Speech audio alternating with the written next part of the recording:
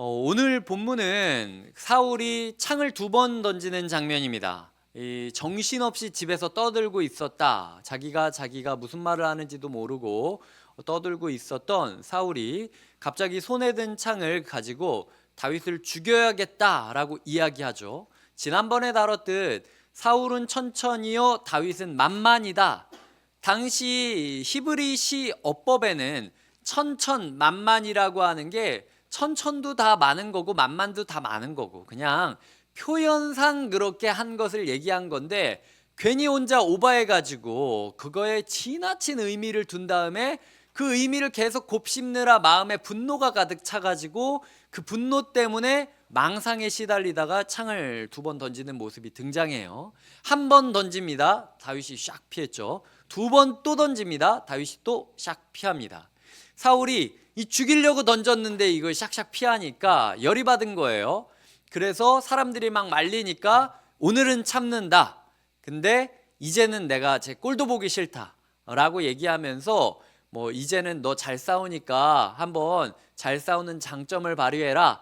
천부장으로 두면서 일부러 외곽 지역에서 싸우게 만든 거예요. 이 전쟁 영화들 보면은 왕궁에서 암투를 하다가 밀어낼 때 일부러 이 바깥쪽으로 밀어내잖아요. 그래서 이 백성들과 블레셋 경계선에 있는, 그렇기 때문에 사울 입장에서는 블레셋한테 니네 원수를 앞에다가 세워뒀으니까 잘 어떻게 해봐 라는 식으로 일부러 거기다가 보낸 거죠.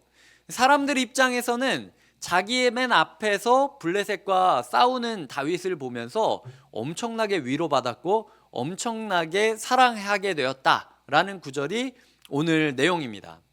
다음 시간에는 제가 사울을 중심으로 이야기할 거예요. 그래서 우리의 안에 사울 같은 모습이 있는 것 아닌가, 그리고 우리가 사울 같지 않으려면 어떤 걸 조심해야 되는가라는 이야기를 다룰 건데, 오늘은 사울 이야기 말고 백성들에 대한 이야기, 그리고 다윗에 대한 이야기를 좀 묵상하도록 하겠습니다. 그래서 일부러 제가 사울 이야기는 좀 빼고 이야기를 드릴게요.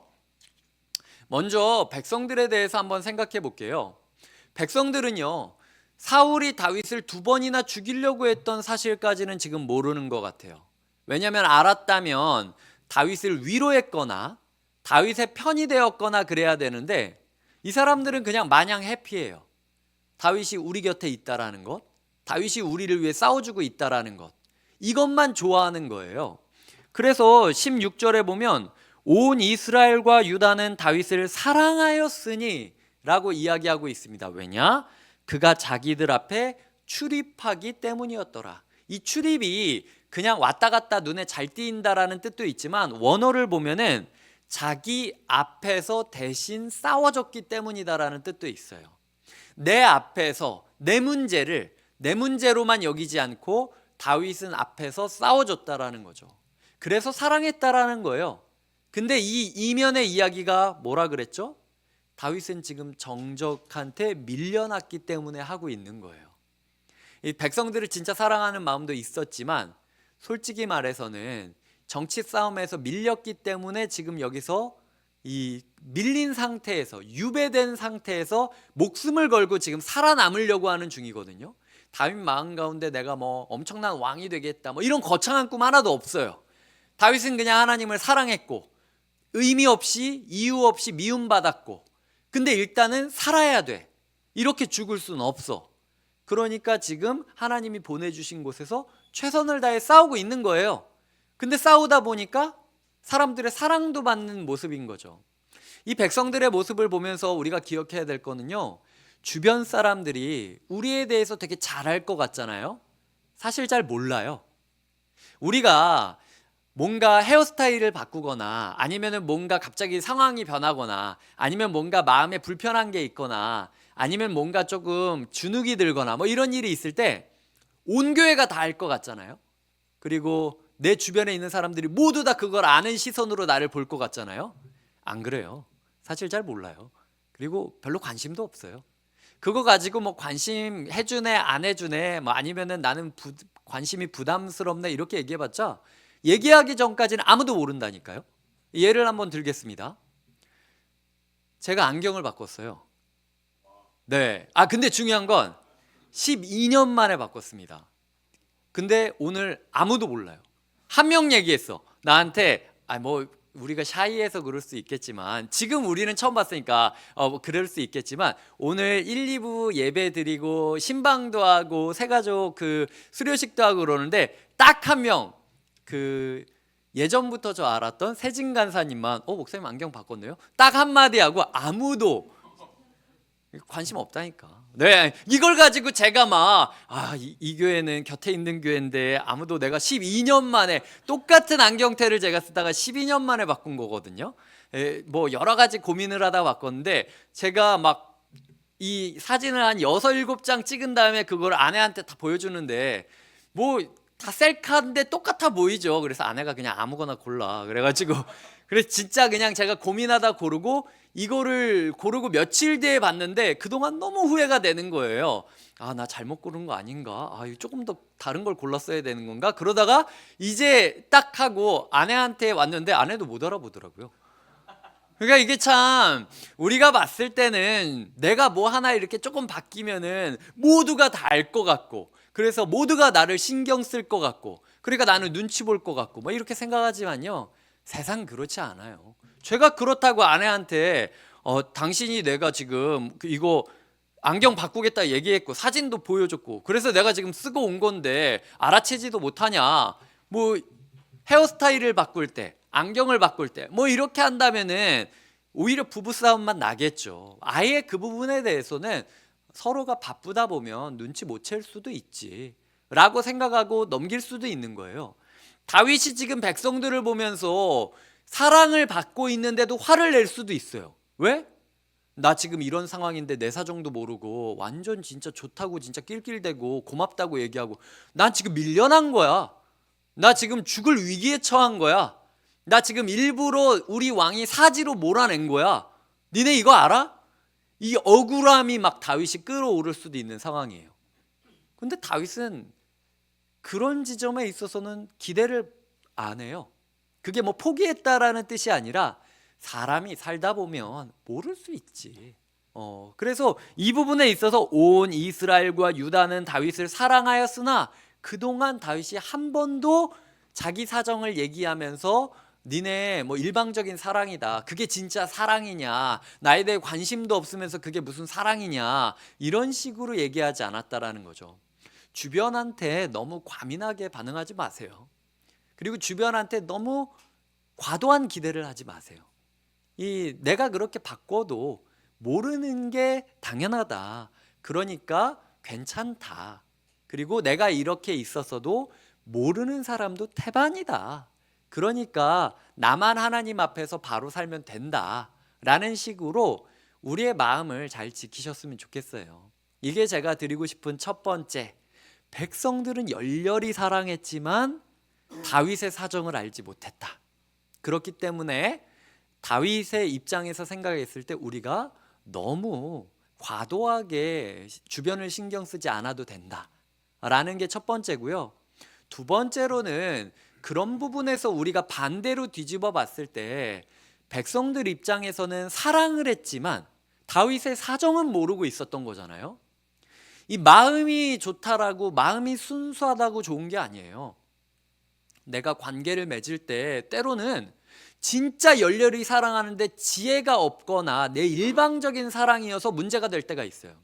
이 사람들은요, 다윗을 너무 사랑했어. 사랑이 죄입니까?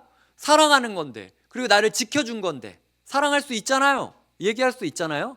자기들의 사랑이 오히려 사울의 질투를 부추겼다라는 걸 몰라요. 우리가 사랑하면 사랑할수록 다윗이 미움받고 있다는 걸 몰라요. 만약 그랬다면 사랑해도 티를 조금 내야죠. 덜 내야지. 그리고 오히려 사랑할수록 이 사울을 더 높여줬겠죠. 하지만 사람들이 사랑에는 진심이었으나 사랑의 표현에 지혜가 없었어요. 우리의 삶 가운데 상대를 생각하면서 사랑하는 여러분의 마음이 저는 다 순수하다고 생각해요. 그리고 다 열정적이죠.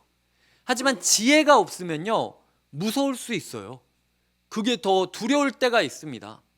가끔 너무 순수하게, 뭐 저도 어렸을 때 좀 그런 게 있었지만 지금 돌아보면 너무 서투르게 이 사랑하는 표현을 할 때가 있었어요. 공동체 안에서 서로를 사랑해야 될 때, 이성을 사랑할 때.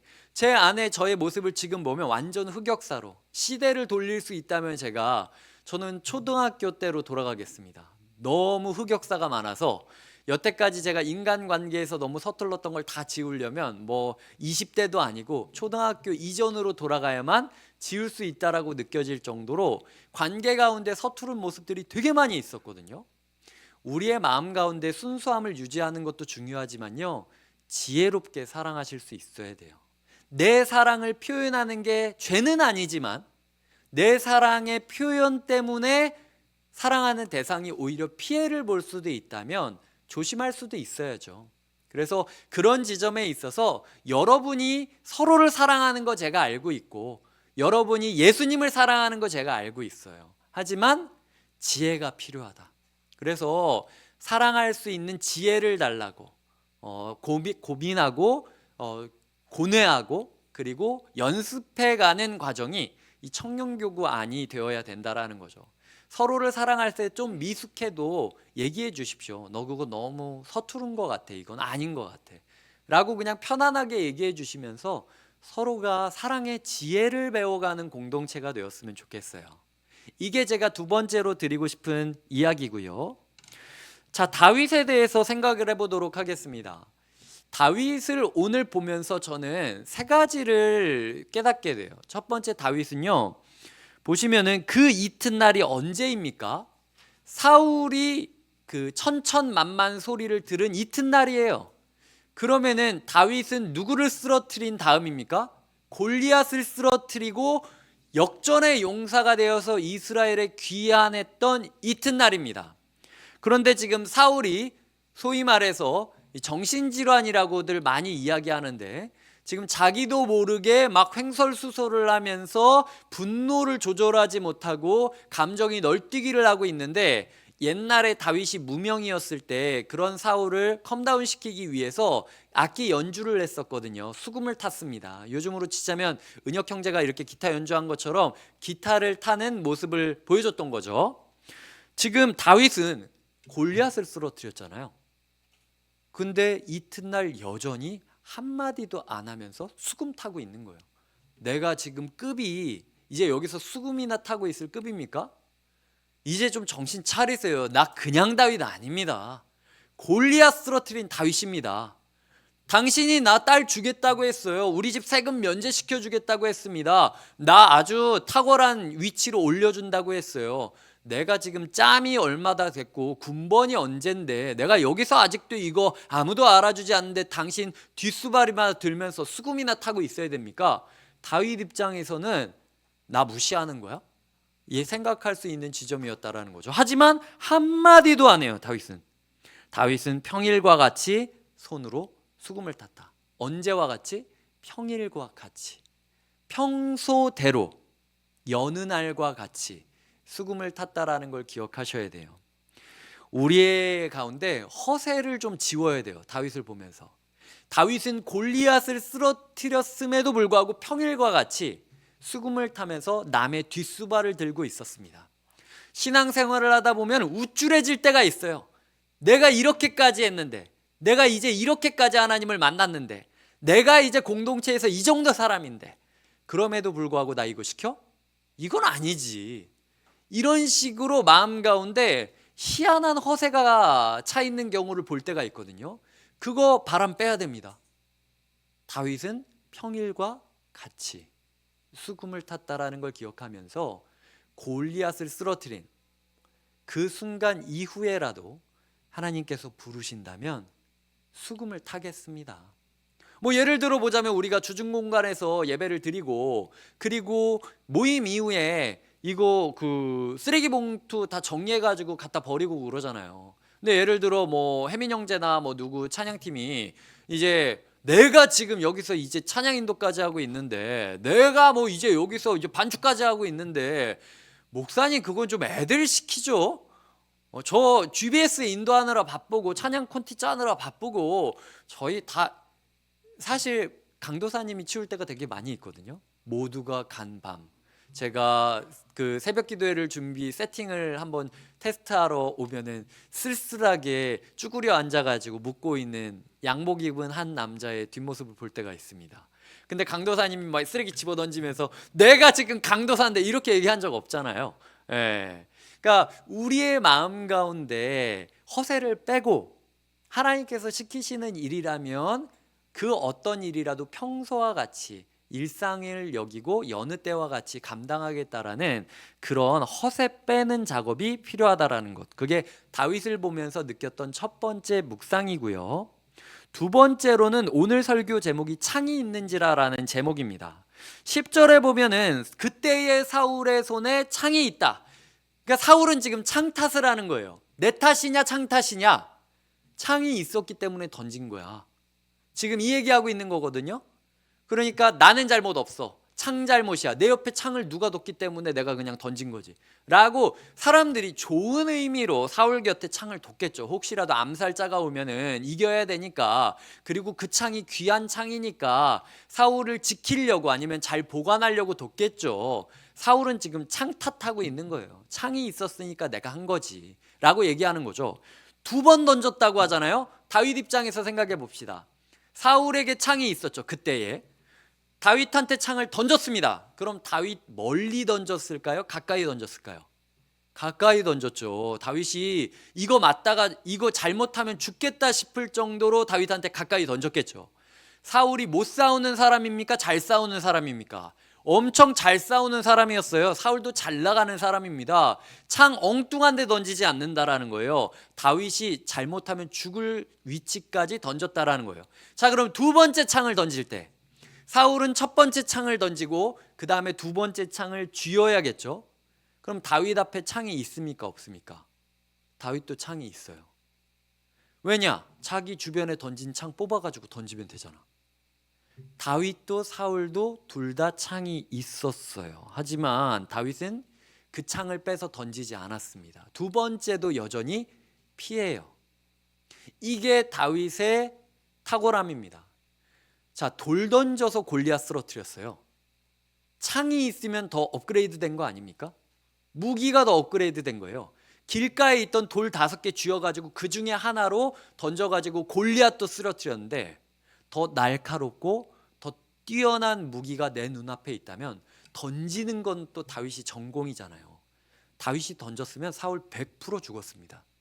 근데 다윗은 던지는 대신에 창 뽑기를 포기하고 한 번 더 피하는 길을 선택한 거예요. 다윗은 공격할 수 있었음에도 불구하고 피하는 길을 선택했어요. 인간관계를 맺다 보면은 나를 호구로 하나? 라고 느껴질 때가 있어요. 이게 지금 내가 완전 만만하구나. 내가 지금 가만히 있으니까 완전 아무것도 아니게 여기는구나 생각이 들어가지고요. 나한테 던졌던 칼을 그대로 빼가지고 던지고 싶을 때가 되게 많이 있습니다. 너 나한테 카톡으로 뒤에서 뒷담화하다가 걸렸어? 나도 그렇게 할 거야. 나는 카톡방 없는 줄 알아? 너 뒤에서 누구 밥 사주면서 얘기했어? 나는 밥 사줄 돈 없는 줄 알아? 나도 얘기할 거야. 이런 식으로 우리가 남들이 던졌던 창을 우리도 그대로 뽑아서 던지고 싶다라는 복수심에 휩싸일 때가 많이 있거든요. 그리고 그렇게 성공하면은 꼴 좋다. 지가 그렇게 하려고 그랬으니까 된통당했네 라고 얘기하면서 쾌감을 느낄 때가 있어요. 그런데 창을 뽑지 마시고 피해 다니는 길을 선택해야 된다는 거죠. 그게 다윗이 갔던 길이에요. 하나님과 함께하는 사람의 길은요, 싸울 수 있음에도 불구하고 피해가는 길을 선택하는 길입니다. 그게 하나님과 함께하는 사람이 걷는 길이에요. 명절 기간 동안 쉬면서 나를 자극하는 여러 가지 이야기가 있을지 몰라요. 아니면은 쉬면 쉴수록 좀 행복할 줄 알았는데 더 거슬리는 상황이 있을지 몰라요. 그때 기억하셔야 됩니다. 복수보다 피하셔야 돼요. 피하는 길을 선택하는 자가 이기는 겁니다. 똥이 무서워서 똥을 싸웁니까? 똥이랑 싸웁니까? 더러워서 똥을 피하는 거지. 우리 마음 가운데 있으면 그렇다고 또 이렇게 서로 둘러보시면서 네가 내 똥이다 이렇게 막 보지 마시고, 네, 그냥 뭐 이 원망되는 상황이나 복수심에 불타는 무언가가 있을 때 그래 피하는 게 이기는 거다. 이거 쫄은 거 아니다. 라고 생각하면서 다윗도 그거 쫀 거 아니래잖아 하나님이 라고 생각하시면서 피할 수 있다면 피하셨으면 좋겠어요. 그게 우리가 하나님의 뜻 가운데 사용되어지는 비결이라는 거죠. 마지막 세 번째로는요, 다윗은 자기 편을 만들지 않았습니다. 나중에 다윗이 아들 압살롬이 있을 때 어떻게 하는지 아세요? 압살롬이 일부러 백성들 틈에 들어가서 조율을 해줘요. 누구랑 누구랑 싸웠어? 그럼 누가 맞는 것 같아? 누구랑 누구랑 무슨 문제가 있었어? 내가 해결해 줄게. 문제 해결사로 압살롬이 있으면서 뭘 하냐면 자기 편을 모아요. 그러면서 반역을 일으키는 거거든요. 그런데 다윗은 사울한테 억울하게 핍박받고 밀려났음에도 불구하고, 그리고 블레셋 접경 지역에 출입하면서 생명이 위험했음에도 불구하고, 이 백성들이 자기를 사랑했음에도 불구하고 편 만들기를 안 하고 있어요. 이게 중요합니다. 우리의 인생 가운데 자꾸 편 만들려고 하는 친구들이 있어요. 편 만들기를 멈춰야 됩니다. 사람이 친해지려면 뭘 해야 되냐면 뒷담화를 하면 진짜 친해집니다. 그게 연예인 뒷담화든 누구 뒷담화든 하여튼 누구 조롱하면서 낄낄대기 시작하면은 모든 사람이 친해질 수 있는 비결이에요. 하지만 그것처럼 지저분한 게 없습니다. 우리의 모습 가운데 다윗을 보시면서요, 편 만드는 것만큼은 우리가 하지 않겠다. 그 지저분한 모습만큼 보지 않겠다. 적어도 내가 곁에 있는 교회 청년인데 누구 편 만들면서 내 세력 만들고 네 편이 맞네 내 편이 맞네 이렇게 그냥 전쟁놀이 하듯이 인생 싸우지 않겠다라는 마음으로 그냥 우리 곁에 있는 이들을 감사히 여기며, 저 백성들 내 사정 알지도 못하지만 그래도 고맙다라고 이야기하며 살아가는 게 필요하다라는 거죠. 말씀을 맺겠습니다. 오늘 백성들을 보면서 두 가지를 점검했어요. 우리가 그렇게 사람들을 신경 쓰지만 사실 사람들은 우리 잘 모른다. 그러니까 너무 기대할 필요도 없고 너무 과민할 필요도 없어요. 반대로 우리의 사랑 가운데 지혜가 있어야 된다고 이야기도 드렸습니다. 사랑으로 끝날 게 아니라 지혜 있는 사랑을 했어야 됐어요. 백성들의 사랑이 클수록 다윗이 더 위험했다라는 사실을 기억하셔야 됩니다. 다윗을 보고 세 가지를 이야기 드렸죠. 허세를 빼라. 청년 시절에 우리가 있는 이 허세를 빼기를 노력해야 돼요. 평일과 같이 수금 타는 일이라 할지라도 하나님이 부르신 일에는 순종하겠다라는 마음이 있어야 된다는 거죠. 그 다음에는 보복하지 말아라. 피할 수 있으면 피해라 라는 이야기를 드렸습니다. 다윗에게도 창이 곁에 있었지만 다윗은 창 뽑는 것보다 한 번 더 피하는 길을 선택했어요. 우리의 직장 가운데, 우리의 주변 사람들 가운데, 우리의 식구들 가운데 유난히 우리를 찌르는, 연휴 때가 되니까 더 찌르는 그런 사람들이 있을 겁니다. 세뱃돈이라도 주면 말이라도 안 하지. 세뱃돈도 안 주고 오히려 용돈만 바라면서 뒤에서 막 이렇게 하는 경우들을 봤을 때 우리가 너무 과민하게 반응하지 말고 그냥 피하시면 좋을 것 같아요. 마지막으로는 자기 편을 만들지 말자 이야기 드렸습니다. 곁에 있는 청년의 이름값을 하자. 다윗은 지금 사랑받고 있는 백성들에게 자기 신세 한탄하면서 자기 편 만들려고 하지 않았어요. 다윗은 그저 하나님만 보면서 자기의 일을 묵묵히 했다라는 거죠. 그럴 때 하나님이 다윗을 써내려 가시는 거예요.